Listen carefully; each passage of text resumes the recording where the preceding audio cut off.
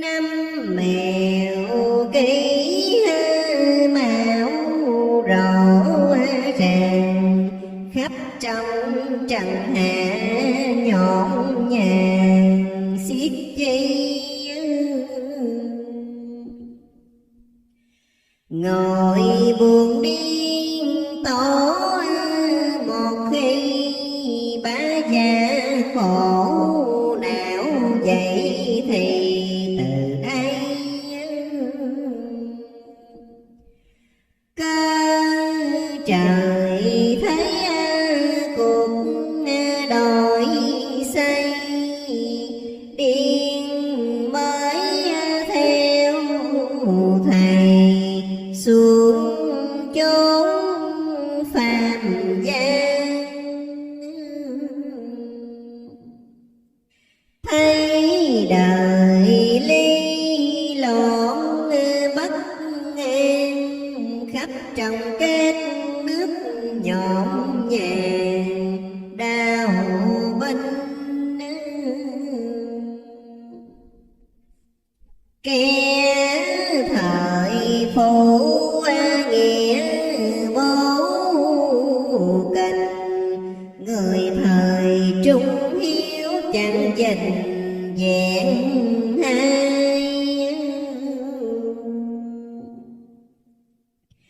Nên điên phiên nhủ bằng nay, xin trong lễ thứ ngày dài tĩnh tâm.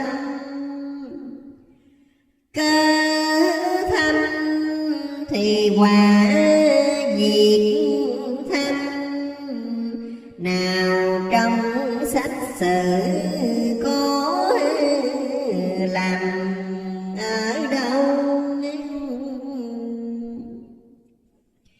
Người khôn nghe nói càng rầu, người ngu nghe nói ngửa đầu cười reo. Rồi sao sẽ thấy hầm beo, khắp trong ba tánh hiểm nghèo đáng thương. Điên này dân lệnh minh dương, với lệnh Phật đường đi xuống vạn dân. Thấy trong ba tánh phàm trần, kẻ khinh người nhạo thần tiên quỷ tà. Mặc ai bạn tán gần xa, quỷ của Phật bà sai xuống cứu dân. Kẻ xa thì mến đức ân, làm cho người gần ganh ghét khinh khi. Nam mô mô Phật từ bi, miệng thì niệm Phật, lòng thì tà gian. Khắp trong ba tánh trần hoàng, cùng hết xóm làng đều bị người điên. Điên này xưa cũng như ai, vào cát ra đài tọt bậc giàu sang. Nghĩ suy danh lợi chẳng màng, bèn lên ăn vật lâm sang tu trì. nhờ trời may mắn một khi thần thơ lại gặp đức thầy Bửu Sơn. Cúi đầu điên tỏ nguồn cơn đồng lòng bạc ấy ra giải truyền. Thấy điên tâm tánh quá thiền nội trong sao khách biết liền thiên cơ. Chuyện này thôi nói sơ sơ đấy rộng thì giờ nói chuyện chân tu.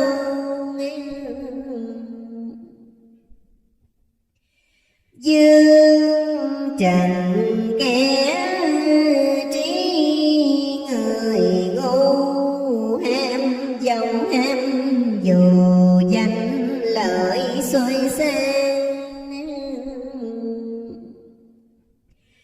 Cờ đà đánh nước Bắc An chẳng lo tu niệm tham gian làm gì. Phật trời thương kẻ nhu mì trọng cha yêu Chúa kính gì tổ tâm.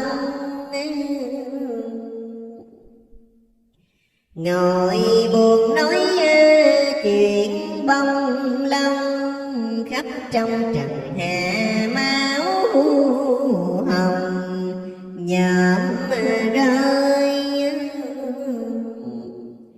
Chừng nào mới đặng thành thơi dẫu Phật ra đời thế giới bình yên. Điên này điên của thần tiên ở trên non núi xuống miền Lục Châu. Đời còn chẳng có bao lâu ráng lo tu niệm đặng chầu Phật tiên. Thế gian ít kẻ làm hiền, nhiều người tàn bạo làm phiền quá công. Thế gian chuyện có nói không, đến hỏi mấy rồng thân chẳng toàn thấy. Giết đời đến lúc cấn gai mà cùng tối ngày nói xéo nói xiên. Dương trần tội ác liên miên, sao xuống Quỳnh Tuyền địa ngục khó ra. Điên này nói việc gần xa, đặng cho lễ thư biết mà lo tu. Tu cho qua cửa diêm phù khỏi xa địa ngục ngao du thiên đàng. Đường đời chẳng có bao giai, nên viết một bài cho ba tánh coi. Tuồng đời như pháo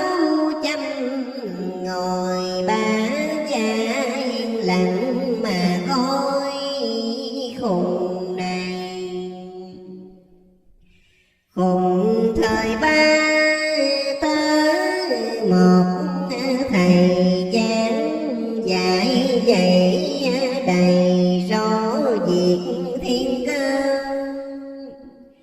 Điên đây còn dạy còn khờ yên lặng như tờ coi chúng làm sao. Ba cha kẻ thấp người cao chừng thấy máu đào chung mới chịu tu. Bây giờ giá dạy giả ngu cũng như nhân quý ở tù ngày xưa. Lúc này kẻ ghét người bị điên nói bừa những việc vừa qua. Dương trần biếm nhẹ gần xa, nói quỷ nói tà đây cũng cam tâm. Ngồi buồn nhớ chuyện xa xăm, vào trong bãi núi cười thầm sư mang. Nói rằng lòng chẳng tham sang, sao còn ham của thế gian làm gì. Việc này thôi quá lạ kỳ, cũng trong Phật giáo sao thì chơi khen.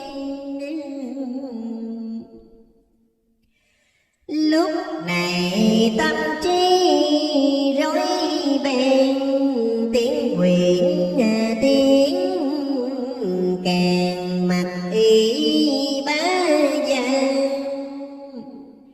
Hết gần rồi lại tới xa, dân sự nhà nhà bàn tán cười chơi. Chuyện này cũng lắm tuyệt vời, và như hàng tính đợi thời loạn trốn. Đến sao danh nổi như còn làm cho hạng võ mất hồn mấy khi.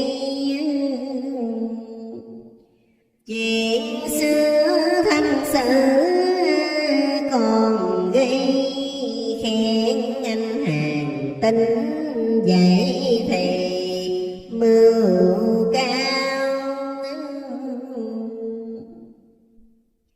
Chuyện đời phải có trước sau, điên khùng khờ dại mà cao tu hành. Ba gia phải ráng làm lành, niệm Phật cho rành đặng thấy thần tiên. Thương đời trong giả chẳng nghiêng, khắp trong lễ thư thảm phiền từ đây. Ngày nay thấy cuộc đổi xây, ráng lo tu niệm đặng thầy cứu cho. Mang theo danh lời ấm ngô, sẵn của hết họ đứa ở người ăn. Đừng khi nhà lá một căn mà biết niệm Phật sao bằng bạc muôn. Giàu sáng như nước trên nguồn, gặp cơn mưa lớn nó tuôn một giờ. Cứu quyền thất tổ chẳng thờ, để thờ những đạo ngọn cờ trắng phao. Dương trần bóng dáng nhiều màu, thấy cảnh bên tàu sao chẳng nghĩ suy. Lời xưa người có còn ghi, những việc lạ kỳ nay có hay chưa? Chứ là với kẻ chẳng chết người tâm đạo biết thừa tới đâu. Ba gia mau kiếm lô âu, để sao đói đầu chẳng đặng toàn thay.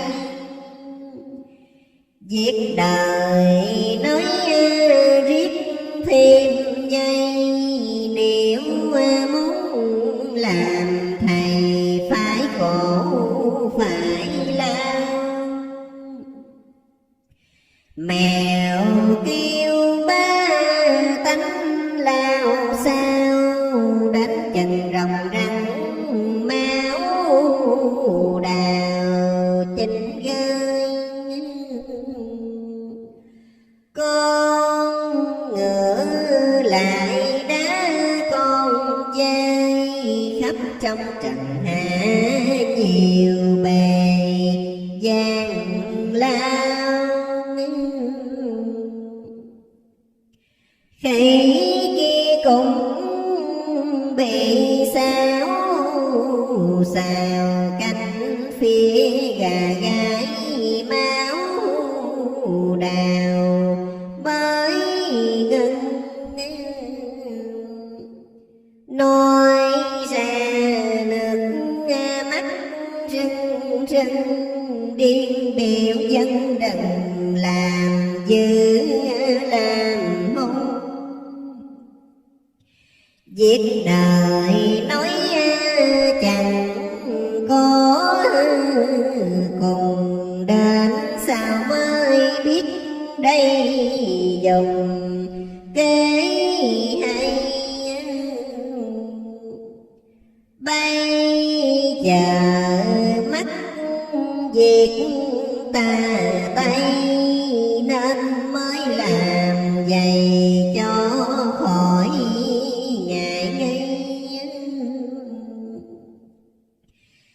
Thiên cơ số mạng biết tri, mà sao chẳng chịu chạy đi cho rồi.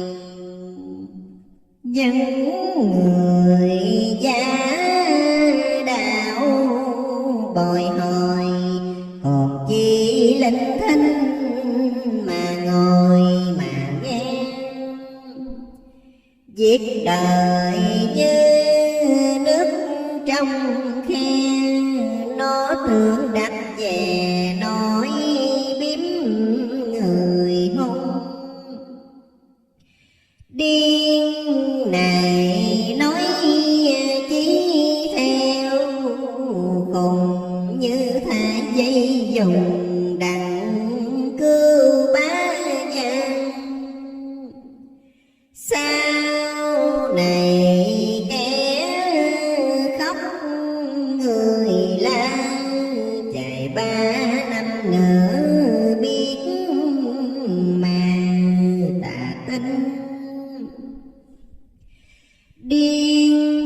chẳng lẽ làm thinh nói cho ba tánh mặt tình nghe không.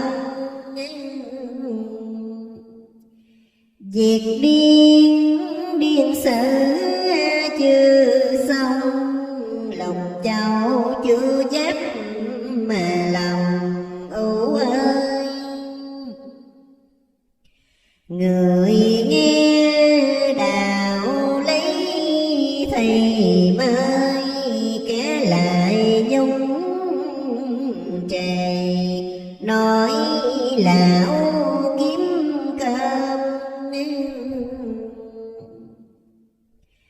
thấy nghèo coi thể rác rơm, rồi sao mới biết rác rơm của trời.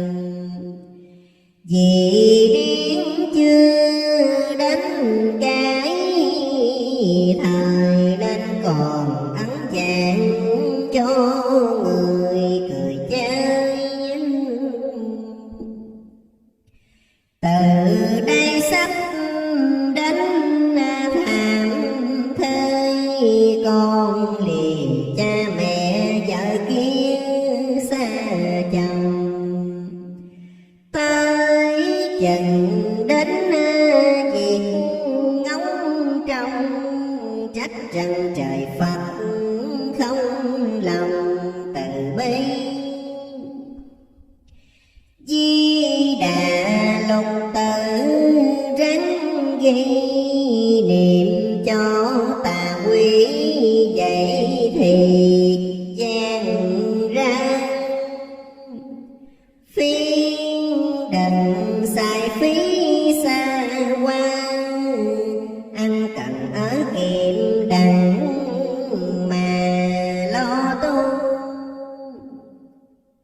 Đừng khinh những kẻ đuôi mù, đến sao sẽ khổ gấp 10 mù đuôi. Đời nay xét tới xem lui, chừng gặp tuổi mùi ba tánh biết thân.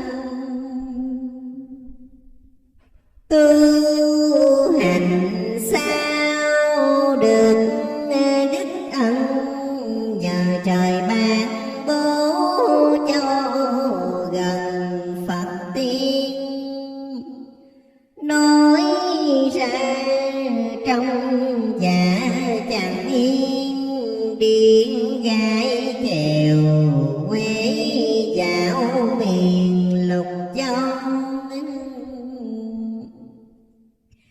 Tới đâu thì cũng như đâu, thêm thảm thêm sầu lòng dạ người xưa. Ba gia biết thì tôi chẳng nói thừa những việc thiên cơ.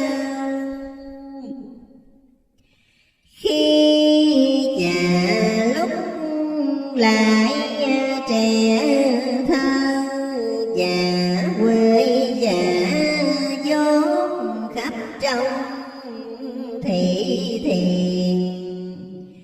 Đi nhiều càng tham càng phiền, lên dôi xuống dịnh nào yên thân vàng. Tới chiều miệng lại hát ca cho ba tánh biết đời loạn ly.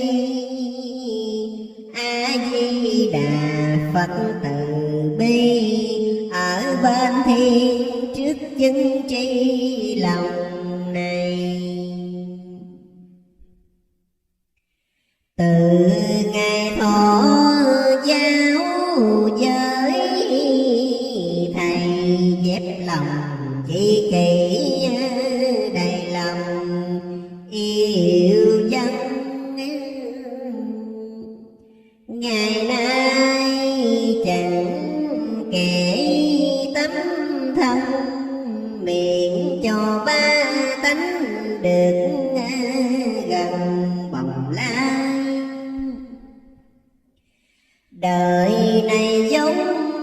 một lời hay, khắp trong trần hạ mấy ai tu trì.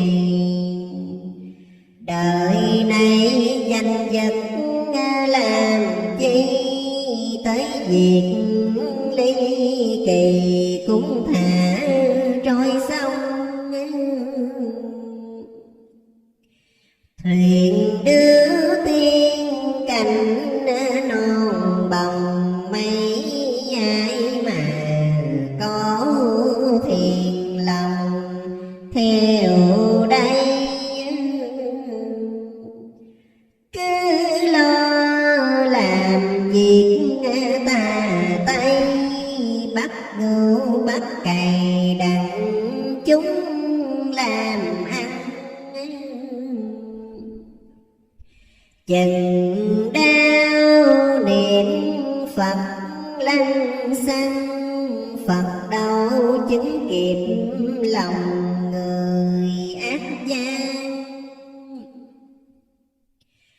Thấy đời mê muội lầm than, ăn bạc nói càng tội lỗi trình ghê. Chớ tu không phải lời thề, mà không nhớ đến đặng kề tiền ban. Nói nhiều trong và xuống sang, cùng hết xóm làng tàn ác nhiều hơn.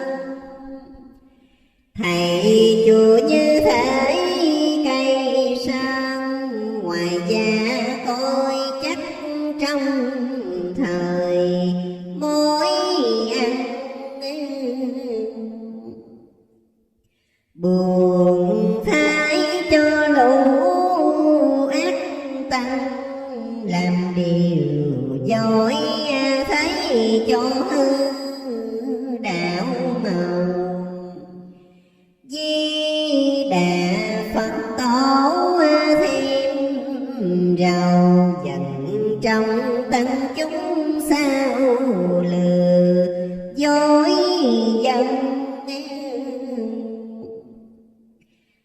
Có thân chẳng liệu lấy thân, tu theo lối cũ màu gần diêm dương. Ba cha lầm lạc đáng thương, nên trước Phật đường thọ lãnh dạy dân.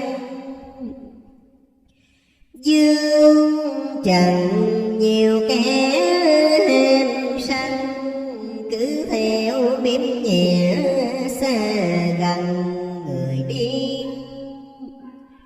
Lòng buồn muộn lấy bút nghiêng, viết cho trần hạ bớt phiền lo tu. Thương đời chớ chẳng kiếm xu, buồn cho ba tánh hết màu tới đuôi. Có chi mà gọi rành vui, khắp trong ba tánh gặp hồi gian lao. Từ đây hay ấm hay đau, ráng tu đem được Phật vào trong tâm. Lời hiền nói rõ hòa tâm, đặng cho ba tánh tịnh tâm tu hành. Ngày nay điên mở đạo lành, khắp trong đời thứ được rành đường tu. Nay Đà gần cuối mùa thu, hết ngu tới dạy công phu gần thành. Sát trần đạo lấy chưa rành, mấy ai mà được lòng thành với điên. Điên này sẽ mở xích, xiềng dắt diều ba tánh gần miền tiên bang. Không ham danh lợi giàu sang, mong cho ba tánh được nhàn tâm thân. Thường về châu Phật tấu trần, cầu xin Phật tổ ban lần đức ơn. Nay đã bày tỏ nguồn cơn, cho trong trần hạ thiệt hơn tỏ tường. Phật trời thấy khổ thời thương, muốn cho lễ thứ thường thường làm nhân. Đừng ham tranh đâu thiệt hơn, tu niệm chớ sàng nguồn lắm dân ôi. Hồng trần biển khổ thấy, rồi sáng tu nhân đạo cho tròn mới hay. Đừng ham nói đắng, nói cay cay đắng sau này đau đớn sầu bi. Tu hành tâm trí ráng, trì sau này sẽ thấy việc gì trên mây. Đừng làm tàn ác ham gây, sẽ có người này cứu giúp giùm cho. Dương trần lắm chuyện đôi cô, phải dẹp chỉ kỹ mà lâu tu hành. Kẻ trách tướng niệm cho sanh, ngày sau thấy Phật đành rành chẳng sai. Lúc này thấy giới bi ai, chẳng nói dẫn dài Phật nọ tức tâm. Mấy lời phiên nhủ chẳng lành, từ đây đạo hành được mầm thành cao. Hồng trần lao khổ xiết bao, phiền trong lễ thứ bước vào đường tu. Xưa nay đạo hành quá lâu, ngày nay sáng tổ đền bù ngày xưa. Mắt tình kẻ ghét người ưu, điên chẳng nói thừa lại với thứ dân. Quan trường miệng nói gian rân, mà tâm dính chặt hồng trần bụi nhau. Buồn đời nên mới làm thơ, cũng còn tay lấp mắt ngơ mới kỳ. Người đời lòng dạ bất tri, trong cho làm bệnh dĩ kỳ nó coi. Dương gian chào ấp được voi, giấu đầu rồi lại cùng nghe lời sao đôi. Nói nhiều mà dạ chẳng ngôi, việc tu ba tánh bắn lùi như tôm. Tưởng Phật được lúc đầu hôm, đêm phía muốn giật nồi cơm của người. Thế gian nhiều việc nặng cười, tu hành chẳng chịu lo cười lo khinh. Người già muốn gây sinh, đến sao chẳng biết thân mình ra sao. Xác thân cầm